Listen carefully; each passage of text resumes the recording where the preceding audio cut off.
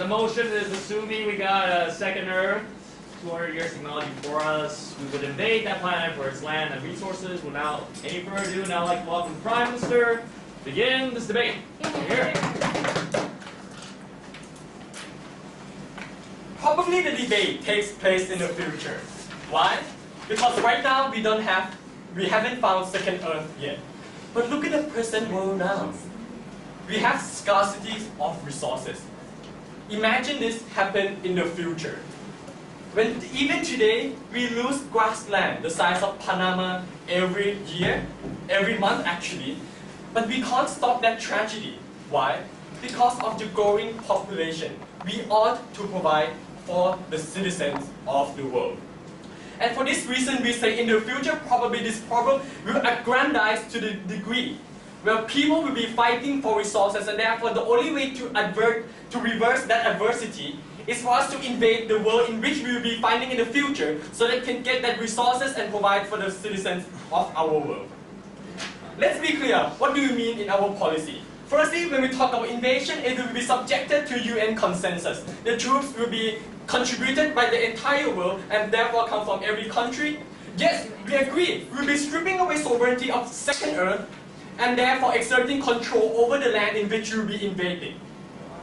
Secondly, under our policy, within the resources and land we will be obtaining will be shared proportional to the population of the countries and proportional to the needs of the country. We hope that this debate is about the principal idea of invasion into another country and not about the feasibility, because probably in that particular time when this debate takes place, we have the technology to invade into those type of world already. What are we going to bring you in opening government? Firstly, I'm going to show you why it is okay to invade. Secondly, why it benefits our world. And thirdly, my second speaker will come up and tell you why it will also actually benefit the world which we will invade. My first argument. Why is it okay to invade? The thesis is the needs of our people are our first priority. No thank you. What's the responsibility of UN and government of the world? We say it is to protect the people of the world and to provide them with resources. Because with resources, they will be able to live their life and obtain, they will conceptualize that happiness in which they want to live. Why? Because as UN and as government, we claim authority over our people. We be able to command them to do certain things. We subject them to our law, and therefore in return, there's a moral obligation of the government and the UN to give back to the citizens, and in this case to give back to people of the world. We concede from side of proposition that sometimes that UN ought to uphold certain moral codes. But why is it okay then in this case for UN to make those moral codes invalid and invade into another country? No thank you. We say this okay because we're talking about last resort. We're not talking about I'm going to invade you because I feel like it, but it is a last resort given that in the society, everybody is fighting for resources. We're talking about the future where the scarcity of resources is so bad that people can't even provide for their own need, but more importantly the type of land we talk about. That because due to the growing population in our exponential time, we can no longer provide for the needs of the population in the future. And therefore, the only way for you to provide for these people is for you to invade and obtain land from the second Earth. But before I move on, yes? What's to stop people from start employing these last resort immoral acts to become the first resort in the real world, where the threat of invasion is already pervasive all around the world? Because I know, normally as citizens, I don't like invasion. But the only time we will legitimize invasion is the fact that I can no longer live a normal life in this world. That I need to fight for resources every second, all the time. And therefore, this is a time when I feel that I will legitimize the invasion, in which my government will be invading into another world. And that's our answer to your POI. Moving back to our case, the most important thing about our justification is this. That UN and the government's authority is based on their ability to provide resources to the citizens. And therefore, we say the ability to provide resources to the citizens must come before the ability to exert their moral authority over another individual. And because of this reason, we say prioritization-wise, it is side government that provides best for our people who need these resources. On the second argument, how does invasion benefit the world? Our thesis is resolve scarcities of resources. Because let's look at the present world. For your answer. No, thank you. We talk about resources which are already scarce. We are going to run out of oil soon. coal is depleting at an exponential rate, and we're losing grassland the size of Panama, a country, every month. But wait a second, why can't we stop this? And the reason why we can never stop this rate of destruction is because there's nothing we can do. Because it is necessary for us to keep up with the population growth, for us to continue to provide for the growing population. And therefore, this type of depletion of natural resources or resources in general will always be there no matter what you want to do. No, thank you. Now, by the time we have found the second Earth, probably the problems I explained in the aforementioned is going to be even worse. Then we will witness things like resources war, for the fact that now countries will need to start fighting for lands. Why? Because apparently I will have to lay claim onto another land in order for me to provide for my country, for my countrymen. And for this reason we say the type of resources war we will see in the future is going to be extremely great. But we're going to solve that when that happens. Why? Because when we talk about invasion, we talk about our ability to obtain lands and resources in another country, from another world. And therefore, this type of needs for resources will no longer be there to the degree where I'm going to fight you for these resources, because now I can obtain it from another world.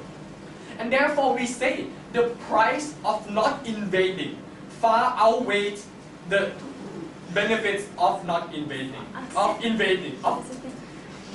policy, the benefits of our policy outweigh the harms in which they will talk about. And for this reason we say the only morality that the United Nations and the government ought to uphold should be first based on the fact that they can provide for the needy. And in this particular case, we recognize that need. What we show you from opening government is simple. That we concede that in certain cases it is important for morality to have a play. But in this case we say morality should take a backseat and for our needs to come first in hand. And for that reason we say invasion is the only necessary measure in which we can employ in order for us to solve our scarcity of resources and prevent further conflicts in the world. And for this reason we say invasion is necessary, it's the only way we can save the people of the world. Thank you.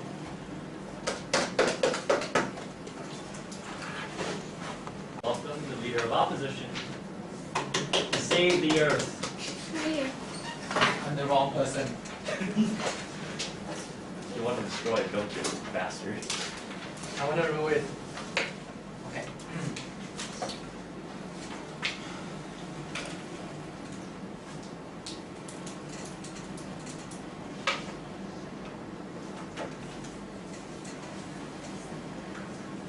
On the opposition bench, we have no rebuttals because we think that all arguments is enough rebuttal for them. We'll elaborate more, right?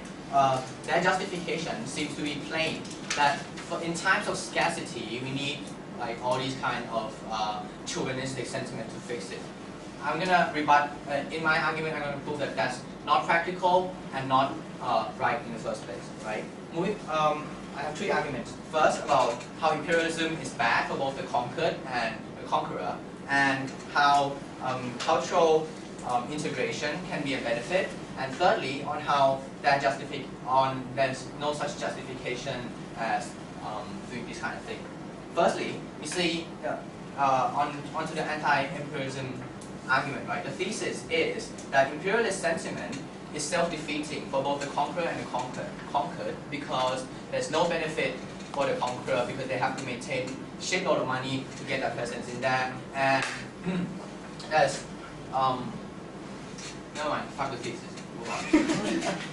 Okay, first of all, right, when a country is conquered, it creates resistance. When there's resistance in that country, it's an irrational form of intolerance. Because it's not simply logic anymore. It gets personal. So, my mom get killed, my dad get killed.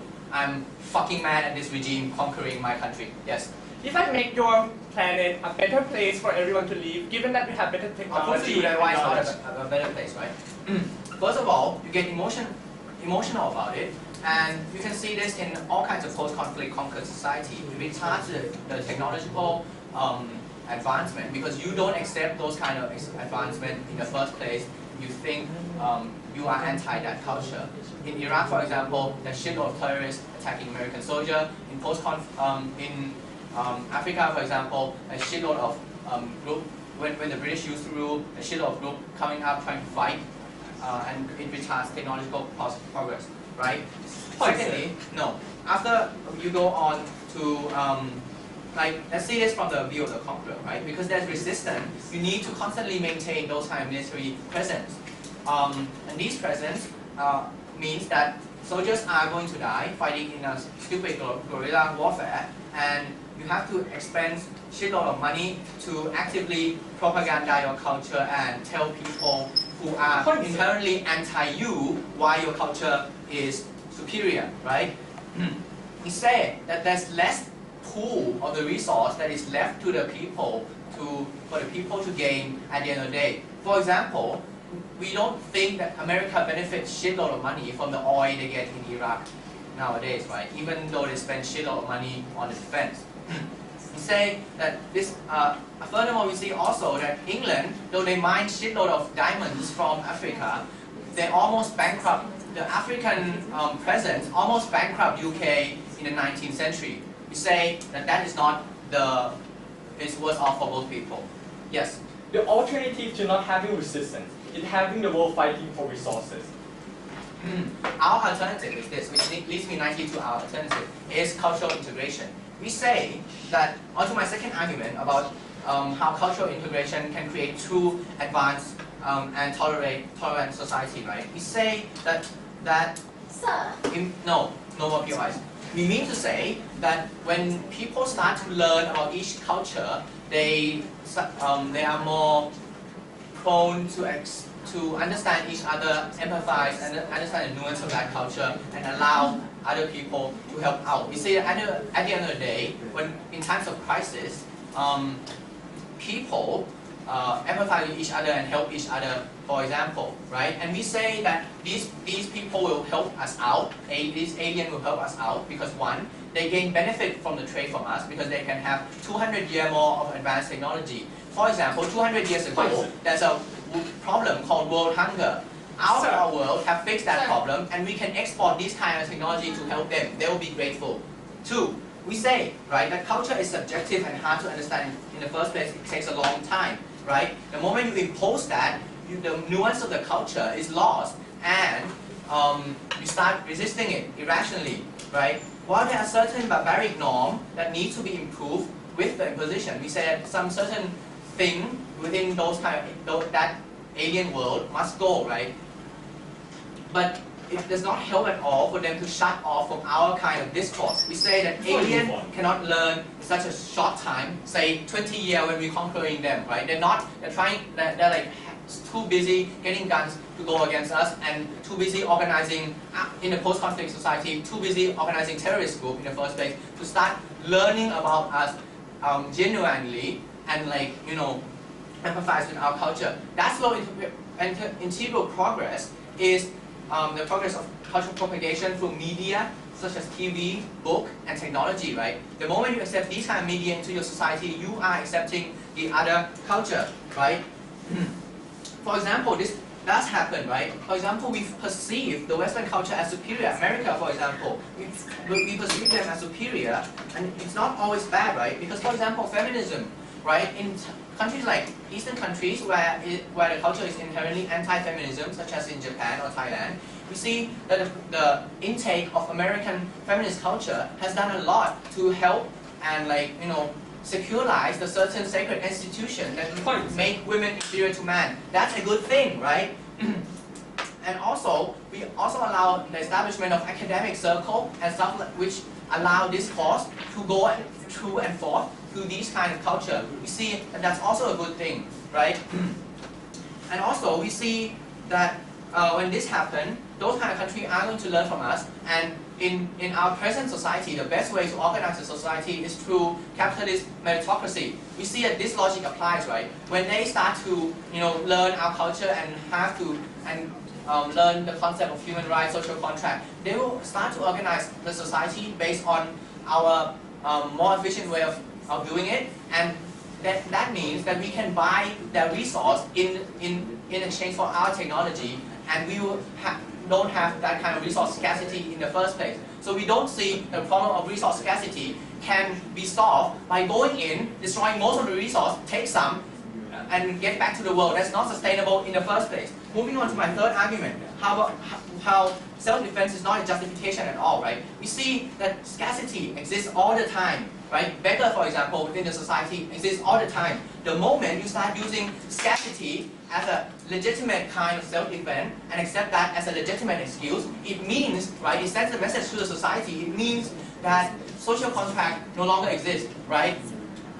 Social contract between our world and that world, right, is a bigger model for the social contract within our own world itself. Once this does not exist, the society breaks down, beggar can start, like, kill people for resource. That's not fair, it's not legitimate in the first place. For that, we'll try to propose. Thank you. Minister, to continue the debate.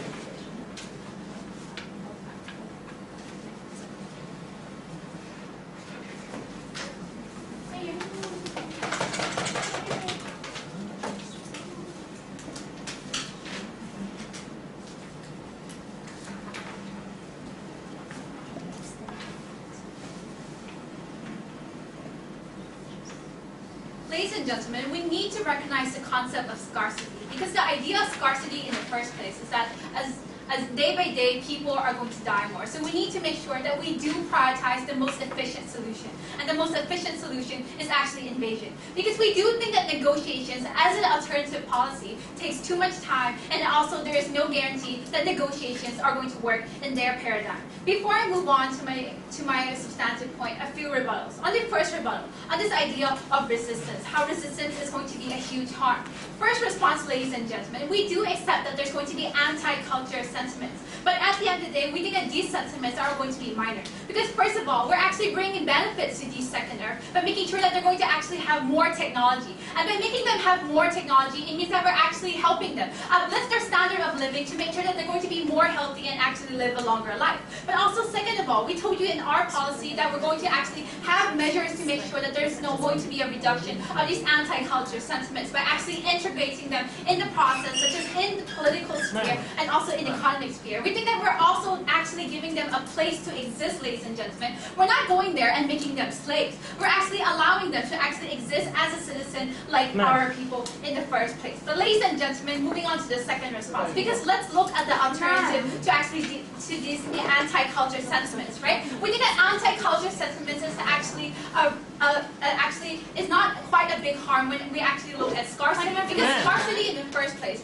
is when people are going to fight for resources, ladies and gentlemen, when there is unregulated fighting. And we think that that type of unregulated fighting on our planet will actually create more casualties and actually create more violence in a state of So we don't see how anti-culture sentiments is actually a big concept that we have to deal with. But moving on to the second rebuttal, on this idea on how this is going to actually hurt Earth in the first place by losing money.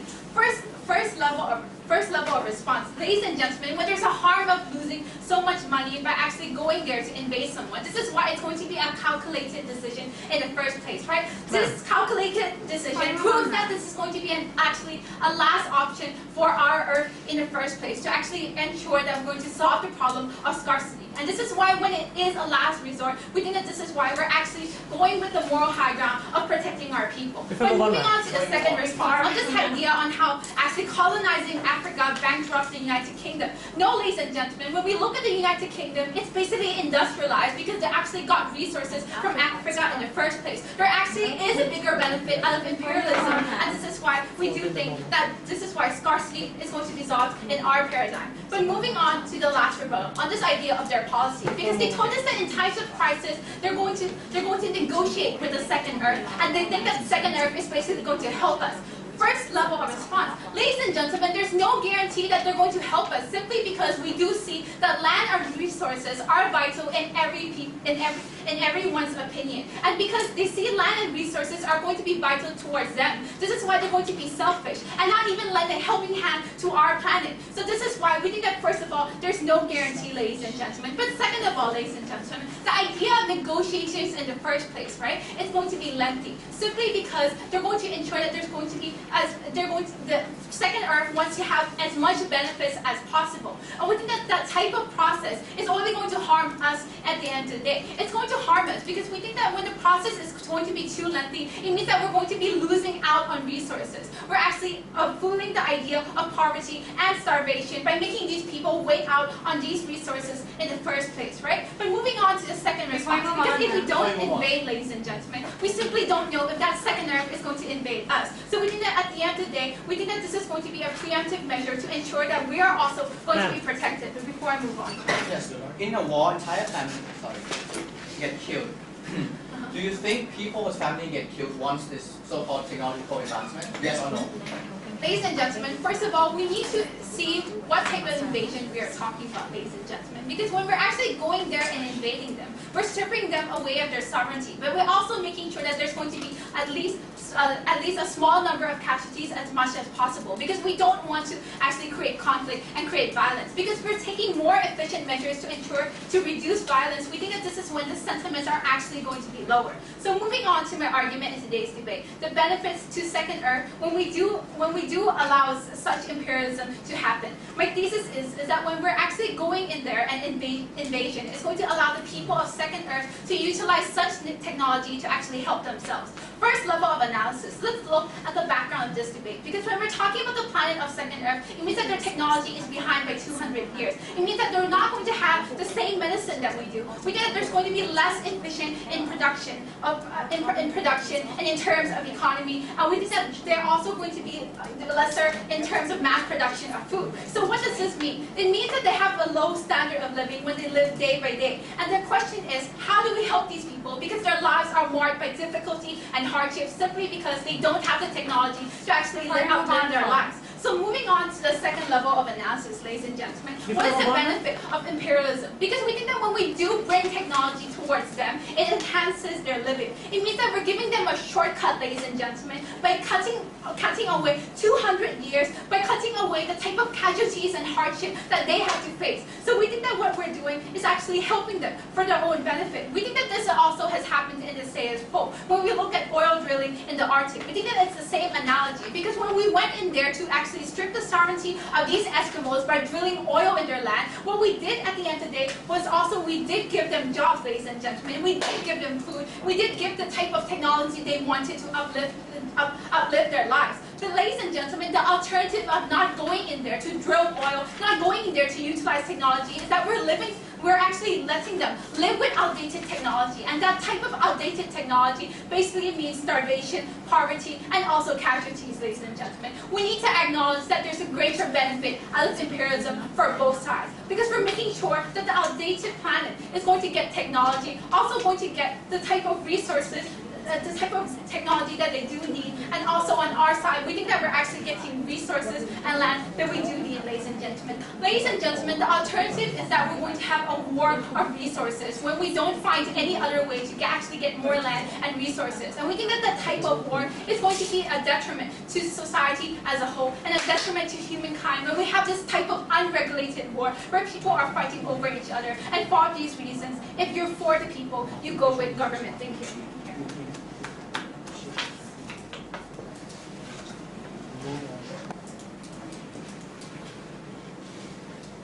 Imagine a world today, and suddenly there's a huge gigantic spaceship,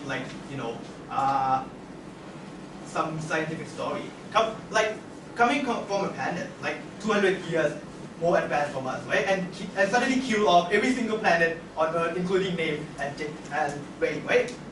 We think that's something more absurd. But that's something the state shouldn't do and would not do as a state, as a sovereign state, even though the benefit is so outraging, is so tempting, right? Okay, but before we move on to my two substantive, three rebuttals. Okay, firstly, right, when they talk about second world population that finally can have a new home, then they can have a better life and things like that. We think it's legitimate a ridiculous excuse to justify their intervention, right? Because when you compare this, right, every single case where a superior, huge ass country invading another country, invading another collective, society, you create a superiority mindset, right? You don't see Indians, in in America, right, celebrating Christmas and things like that, right? When you come in as a superior country and superior body, you definitely destroy our culture and all those things like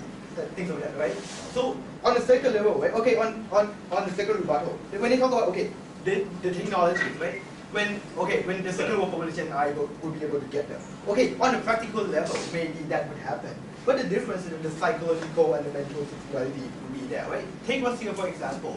When they invaded so many countries during the World War, they get so abusive. There's a segregation within the classes, within class and within the population that you are invading, right? You cannot guarantee that this kind of things will not happen. But on the last thing about the thing on the second level, right? Okay, when they talk about they can still give out the technologies and things like that. We told you why do you necessarily need to invade them, right? Just because we can make their lives better off doesn't mean that we have to invade them and give it to them. Maybe there's something called trade, there's something called negotiation. That you don't necessarily need to invade them to give them all those technologies, right? Okay. Sir, so you have one, yes. What if they're not willing to negotiate? That's going to clash with my arguments about how we can create those alternatives, right? About alternatives, right? Okay, so two arguments today. So firstly, right, about the responsibility of the state in dealing with resources allocation, and second, about the post-conflict society that they're going to create. So on the first level, right? Okay, this clashes with NAS UI, right? Okay, under the assumption that under the world that resources are depleting, on the assumption that you find a new world and you will invade them if you find a new world, right? The question is that why does an alternative work, right? That's why disregard all the possibilities of alternatives that may happen, right? Okay, firstly, right, about trading with this nation, right? Okay, trading with the new world, right? Okay, for example, right, when you give, why can't you give technologies and knowledge in exchange for resources? Then they will prove to you why invasion is needed. But on second level, right, disregard the technological development that we may have in the future. So because everyone on Earth live on the assumption that one day we will invade them for resources, we will invade an entire planet for new resources, you stop all the technological development in terms of resources development, right? Because people want think that it is something necessary when I can invade another planet, and in extreme cases, right? We need it is a myth, right? We need this resources allocation we need a solution to solve resources depletion. Is that it is a myth, right? Because just because you have more resources at the end of the day doesn't mean that the entire problem are gone, right? We told you that you still have the same demand, right? Demand of resources, and you also have the same number of people, and even more, right? Just because you can get more resources doesn't mean that you will suddenly be better off, right? Because we told you that only when we develop all those technologies to sustain all those technological resources, then the problem is fully solved, right? Because now the number of the people doesn't matter, and the number of natural resources doesn't really matter. And only when develop these technologies, right? When we develop these technologies, only when our lives are at stake, when our lives are on the line. When we are able to invade them, there's no single incentive in a past world to create this kind of thing, right? Okay, because the nature of people is this, right? They postpone every single responsibilities that they may have, even though you may get even though you can colonize the new world, you will still tell yourself that I can still develop these technologies in 200 years more, right? And there's still no more incentive for them to develop things like that. Okay, and on the second argument, right, about the post-conflict society, that they claim that it's going to be better off, right? Because we told you that the nature of this world community is that. Okay, that's firstly firstly they are against all kind of external influences, and second they're going to be invaded as mankind under that definition. We told you that leaders will have the right to claim the leaders will have the right to claim their responsibility of the citizen to find under the common identity as a citizen of that world. We told you the definition of mankind is only limited to their world only, right? Because no human under their world can opt out of this war. We told you that first, they cannot opt out of this war, right? What you are going to say is that you're going to start a war with groups of people who will fight to their death until the last one die, right? Because you cannot say no in defending your entire mankind, right? And as a consequence, firstly, they're going to destroy all the resources that you may potentially get, right? Because they hate you so much. The example of this happened when US went into Kuwait, right? When they invaded Iraq, and they burned all 600 of oil spills that they have in 1991. And second, we told you that it diminished the culture of the new world, right? When we as a country invading another inferior country, with the resources as a priority, you're going to disregard all other stuff that has the value to them, right? Because firstly, when Germany plundered all the museums across Europe in World War II, and second, when USA didn't protect Baghdad invasion. When they didn't protect any museum in the invasion of Iran, all those things have the value to people. When you invade on the condition that you want resources only, this kind of thing will be neglected and others, and this is why we stand on our. Okay, that's it.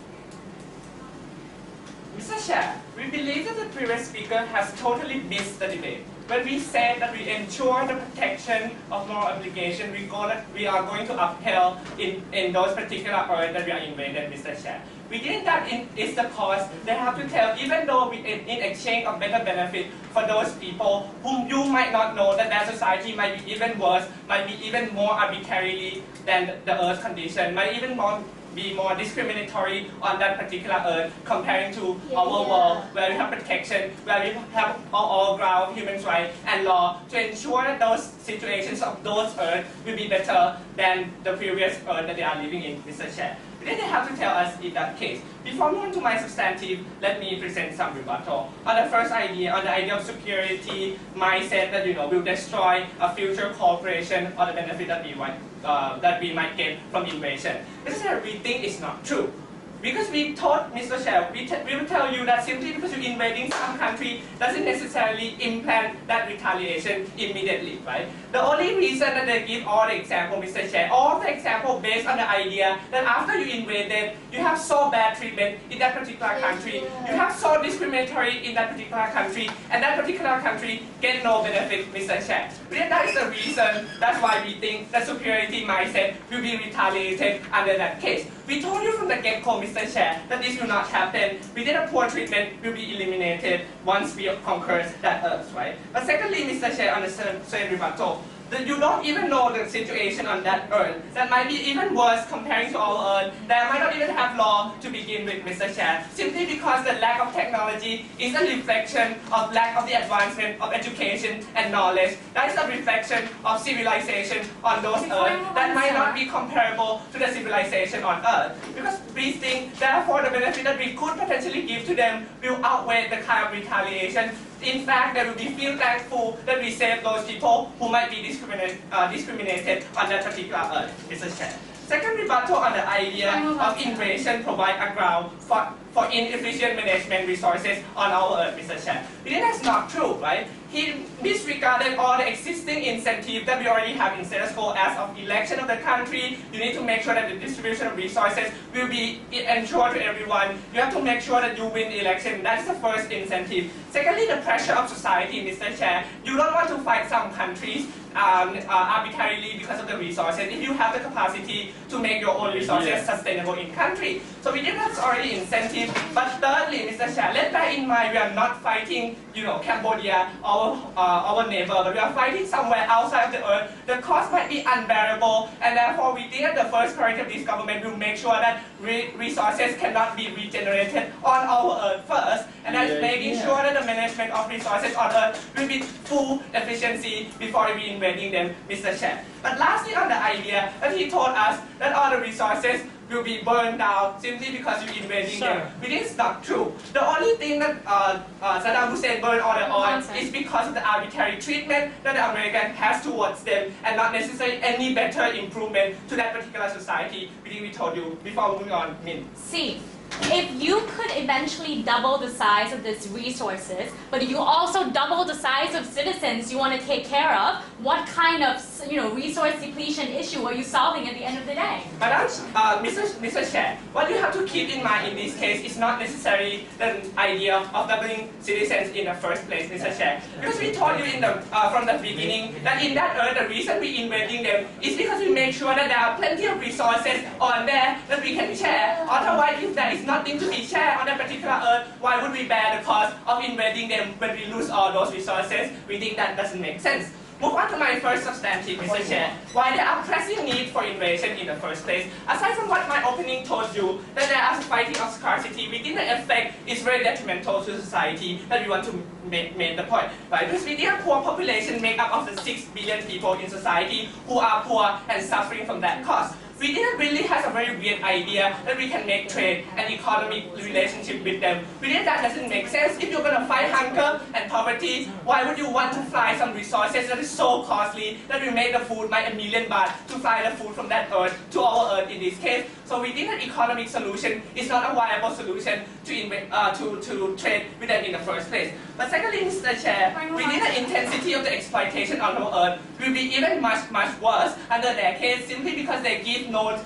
They ignore the fact of time-sensitive issue. Please sit down. Because we told you since my first speaker that this will be a time-sensitive issue that we need to solve now simply because of the reduction of resources on our Earth, Mr. Chair. We think this will lead to two things, Mr. Chair. Firstly is the war of resources that they tell you, but secondly we think what is now inevitable and undeniable right now is the idea of imbalances of environment that might be potentially cause the end of the world, Mr. Chair. We think this is something very worse that we have to address at the moment to make sure that we can revitalize the Earth at the moment. How are we going to do that, Mr. Chair? Simply, right, because this is not the debate of resources alone, but also about land allocation, Mr. Chair. What we're going to do, in fact, is to fly a certain number of population to that particular Earth to make sure that the resources that we have left on the Earth will be sustainable to certain population we leave them on this Earth. And the population we evacuate them will be proportionally coherent with the availability of those resources. Therefore, we don't need to fly the resources around and make sure that we have economic relationship,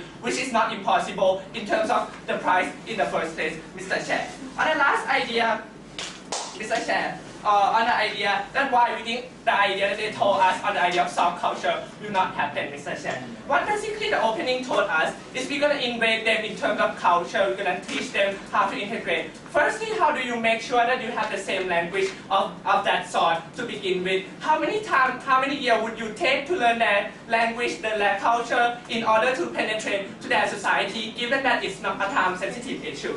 But even if you can penetrate, Mr. Chair, what gives you the power of teaching them your culture when you have no say, no influence in that society? Within that can only happen, Mr. Chair, when you invade them, conquer their land, and you exert a just power over them to make sure that education, law, and all those health sectors are in line with our culture. And that is the only way that learn culture and integration can happen, Mr. Chair. Within that's why that is the argument for our argument, in fact. With all of this reason, Mr. Chair, we showed you that the moral obligation that we have to our people will be maximized, but also our moral obligation extend to those individuals who live on another Earth that might not consider human. But moreover, we told you that soft culture or soft intervention that they want to have can only exist when you follow our side paradigm. With all this reason, we are proud to propose.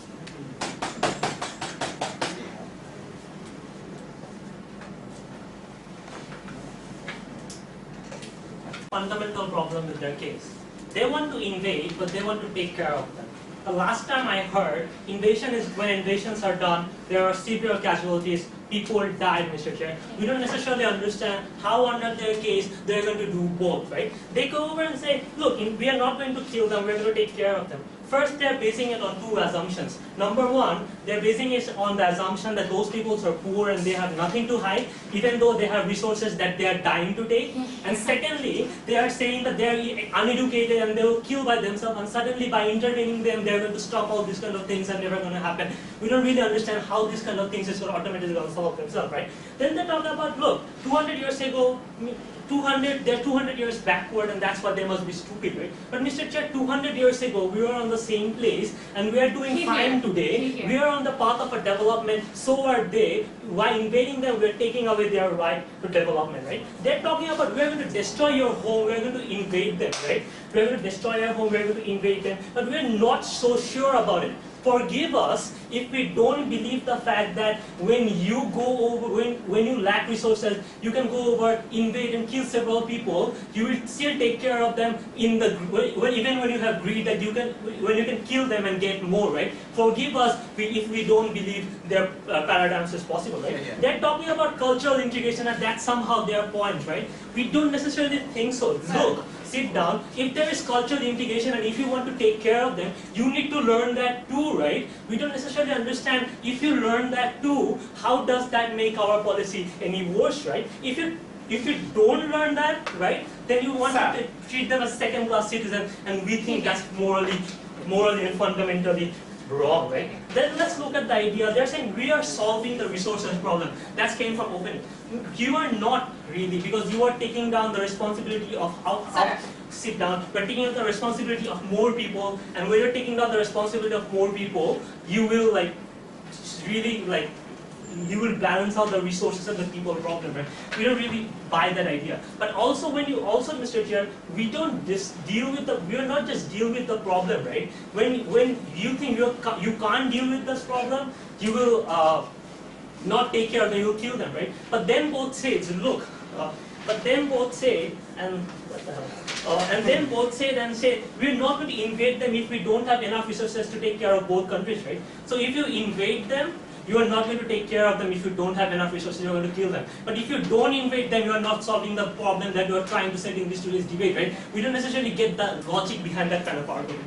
So next, and logic behind that kind of argument. And then they say, look, and then they come over and say, okay, look, we're going to solve the problem on their own. But surely you see the benefits in trading, right? Because they're saying that we're not negotiating, right? What will you do if we don't negotiate? If they don't negotiate, we go away. We try to solve the problem on our own. We still maintain our higher moral ground, right? Because we are superior at 200 years ahead, right? But if they but we don't necessarily understand why will they not trade, right? If we go there in good faith and if we want to help them, we don't know why they will not trade, right? It's an assumption that they come from their side. I'll take you in a second. It's the assumption that comes from their side, they will not trade, and hence we need to kill them to get their resources. We think that's morally wrong, right? If we go there in good faith and if they see the benefit in trading, surely they will trade. Go.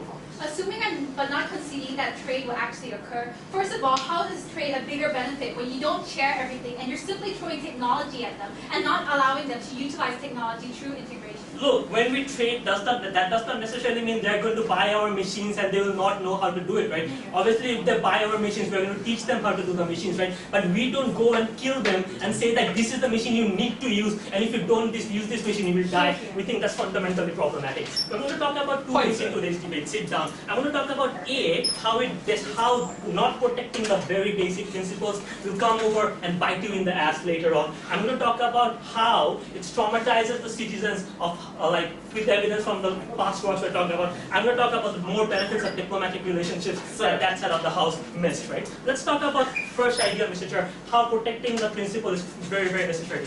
Mr. Chair, bird lottery. Let's take the first example. Bird lottery, for example. We say it's morally wrong to attack poor people because it's not their fault that they were born on the poor. It's not their fault they were born on the poor family, right? And that's why the government should go over and protect them. But here in their case, it's not their fault that they were born in the backward society, like 200 years backward society. If we go over and attack them on that principle because we don't care, we can still come over to our earth and use that same principle to attack the people on the earth, saying that you are poor poor and it's not our fault, so we can kill you so that we rich people can live happily, right? We think that's problematic. But also, Mr. Chen, let's look at the idea of sovereignty, right? The reason sovereignty exists between countries because all countries have an agreement between them to respect that, right? If countries today reject the idea because, you know what, we have some kind of because we need resources and we don't care about their sovereignty, the same logic can be used when countries within the earth invade each other, right? Now today, if I want to invade Turkey, for example, because they have beautiful mountains and stuff, I would say, like, I invade Turkey because they have beautiful mountains and I need those mountains, right? We don't necessarily understand why the same logic cannot be applied in the whole in this earth. We think that's problematic. But also, Mr. Chair, look, if you can't use that same very basic principles, sit down, basic principles that we uphold to found the civilization, that look, the foundation is really, really important, right? That's why we do it. But also, Mr. Chair, let's talk about the second argument we're going to talk about into engineering. Mr. Chair, countries most of the time, when they create several war atrocities, right, are traumatized inside. For example, the German people are so ashamed of the Holocaust that they don't even talk about it in today's Germany, right? And sometimes those citizens feel those kind of traumatization in when they go over and for years to come, right? We think the same thing will happen when we go over and invade the country without their will and kill millions of people, right? We think that's problematic. This traumatization is a serious problem. It's going to destroy the whole human population at the end of the day. We think that's problematic. Let's talk about the diplomatic relationship we're going to talk about. Look, when there is a resource, right, you can always pursue diplomatic relationship and trade, right? Why diplomatic relation is more important? If it, you can not go over and trade under hostile environment, right? You cannot go with guns firing and say, we will trade. They will never buy into that, right? So you need to go over with good faith under diplomatic conditions, right? And not just that, Mr. Chair. You cannot go over and invade countries over and over again because it will just go running out, right? So you need to ration, and that's what opening said, right? Ration those resources, and we think that's really, really important. Furthermore, Mr. Chair, it will destroy the diplomatic relationship in within earth, right? How? Because at the end of the day, if Russia doesn't agree with you invading Pandora, then Russia will obviously create a backward. We think that the fundamental flaw coming up from opposition bench is that they fail to recognize the problem of scarcity, why it's such a big deal under this case. That is why we need to invade them in the future or right now or whatever. We think that because they fail to recognize such problem and they fail to provide an alternative for such problem, what they're going to do is wait forever and people fight within the earth until everybody dies and then they will get the resources. We think that will be too late, right? And I proved to you in my clash point why it should be a government bench win and why it should be the closing house that should take the debate. Now moving on to my two main clash points. On firstly, why is invasion necessary, and secondly, does invasion work and will it be beneficial for the second earth? On to my first clash point, why is invasion so necessary? We have told you in two levels from government bench. Firstly, the idea of resources scarcity that the opening house brought up. And secondly, the idea of the uncertainty of second earth that my first speaker have already told you. He have told you because of the lack of international law, it's not like we invading Russia where you have a UN guaranteeing international law or whatsoever, but we are invading an alien who has never contacted anything with us. That's why it's impossible for you to build a trade relationship there when you have no laws guaranteeing that those traders who trade with that certain planet will have a proper treatment. And because of this reason, there is no intergalactic laws yet. That's why we think that it's impossible for us to build a trade relationship or share a cultural integration where you cannot ensure that those people who buy lands there and live there will be treated properly by that alien government. And because of this reason, we think that it's necessary for us to invade them, since we cannot ensure a certainty that we will be properly treated, like how we want to properly treat them, right? And because of this reason, it's different. But especially when they are 200 years behind us, it means during World War I, right? During World War I, women are treated as sex objects. there's so many discriminatory laws, there's so many bad things happening there, then you cannot ensure that your population will be properly treated in such planet. And that is precisely why we cannot afford to actually have made a diplomatic solution with them. And that's why we would go with invasion. And let's take a look at what they said on this point, right? They think that the invasion is not necessary, even though I have already proved to you that it is. They talked about how you can always build a trade relationship. You must uphold moral high ground or whatsoever. But we think that I have four main responses, right? Firstly, trade relationship is impossible, like my first speaker have told you, because you are so poor in your earth that you have so many people to take care of. It's impossible for you to increase the food price and then send the food to them, and as well as import the food into our homes, right? Because you requires a lot of like spaceship to carry crops or pigs or porks or whatever. We think that it's very hard to do that, right? We think it's better for us to like send our people there and invade them and make sure we can control the land. And now that when we get the land, we import people there and make them stay there and establish the law. That would be much better because we don't need to bear any cost. And secondly, we think that is very shaky, like I have already proven to you, because they might be extremely exploitative. We don't know. They might mistreat us. No, thank you.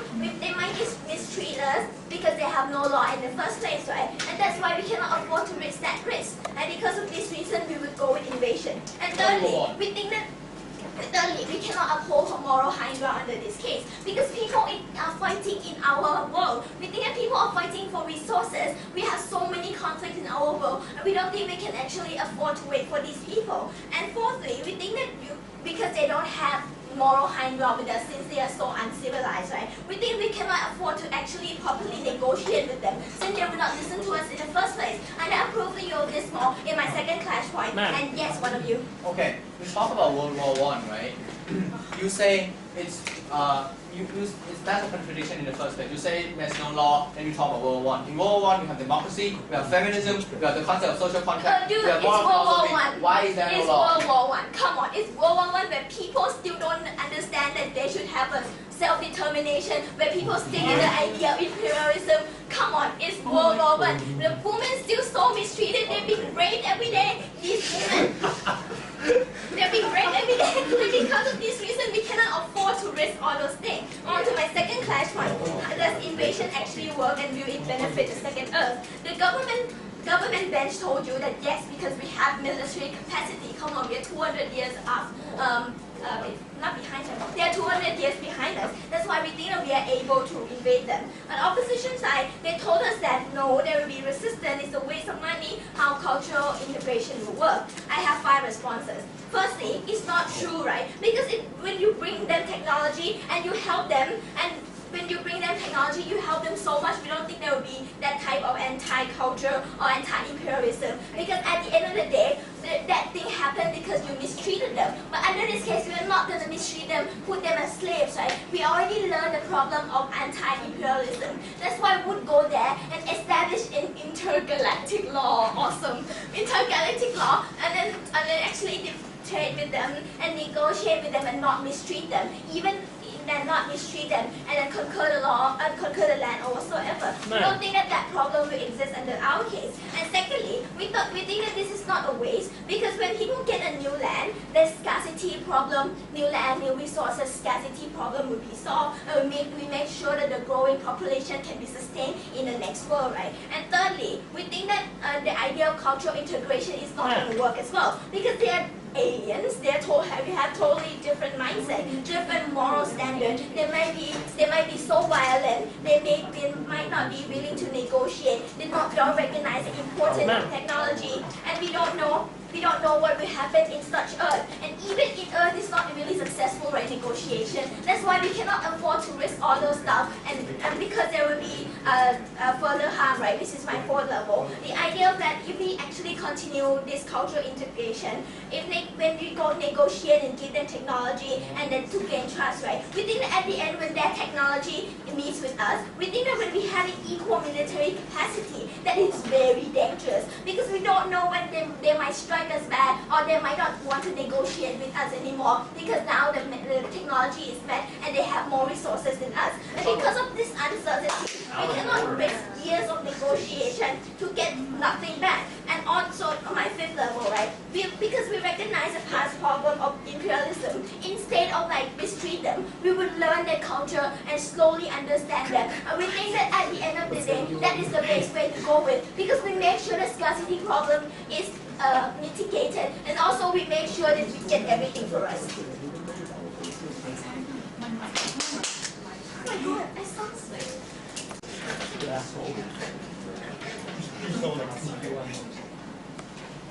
Two things that the government failed to do miserably in this debate is to, first of all, to prove to us why it's kind of a trivial matter to preserve the morals, particularly in the face of disasters and conflicts.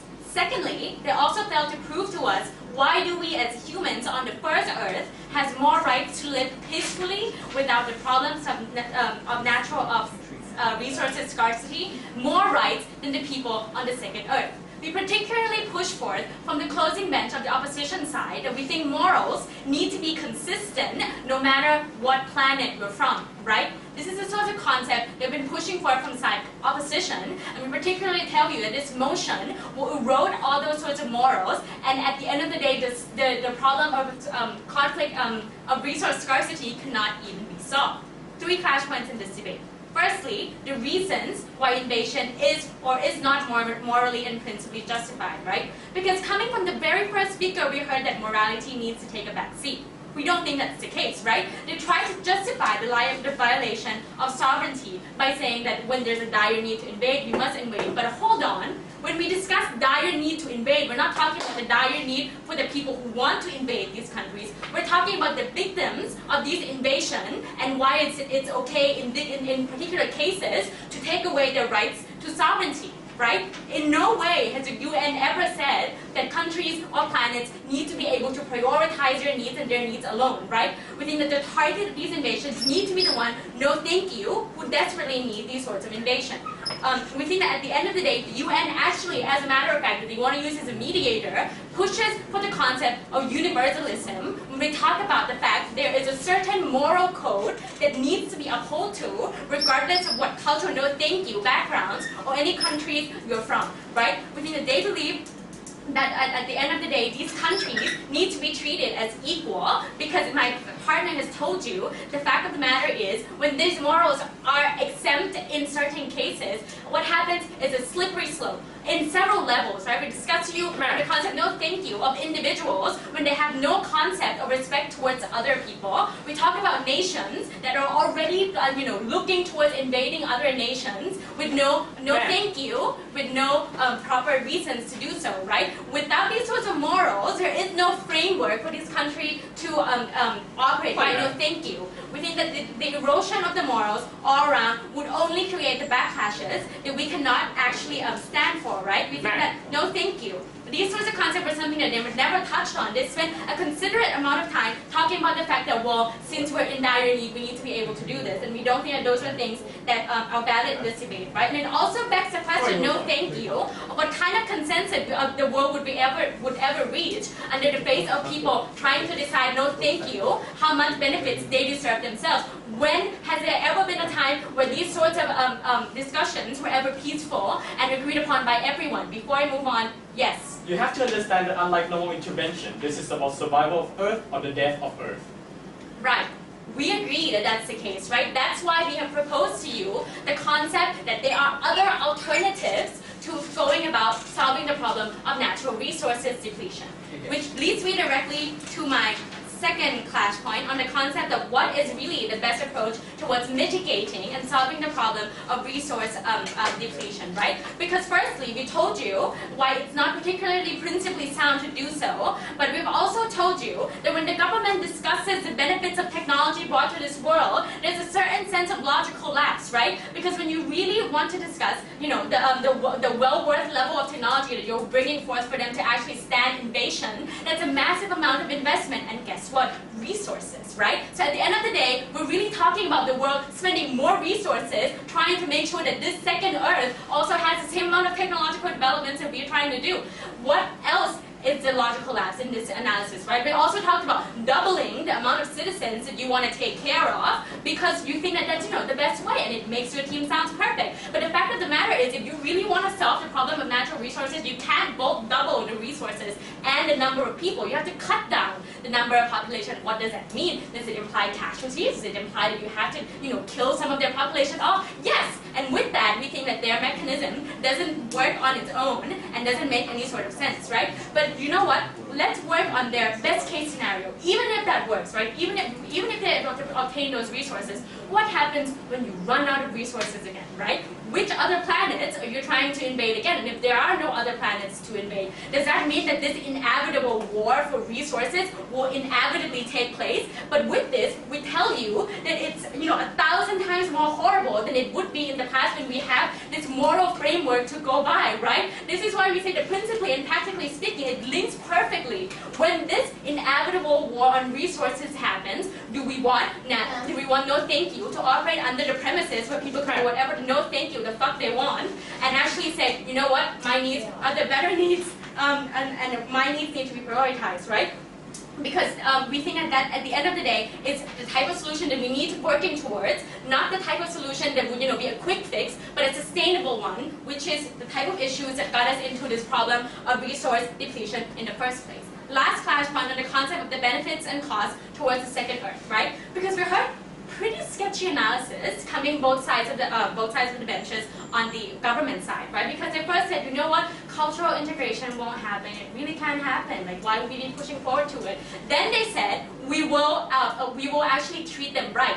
But wait a minute, doesn't that mean that in order to treat them right, we need to understand their cultures and the way they operate, and you have to spend the time that you think that we are only spending on our side anyway? With that, wouldn't it be better to actually develop towards a process of trading or any diplomatic means? Because we think that those are the types of mechanisms that would actually make this sort of problem of resource depletion last, right? Because with trading, we think of the concept that we can trade technology with their resources, and with that, it paces out the level and the velocity of how fast you deplete these resources. And at the end of the day, you would have cooperation between these two planets without having to actually make them, try to kill each other, right? Because we think that there are several illogical premises coming from their side. Firstly, they said, even if this planet has a lot of resources, they still, have a sucky life. We don't think that's the case. Secondly, they said 200 years ago, they, like our technology, they probably have horrible lives. We don't think that that's necessarily the case, right? We think the problem with their side is assuming, like imperialists,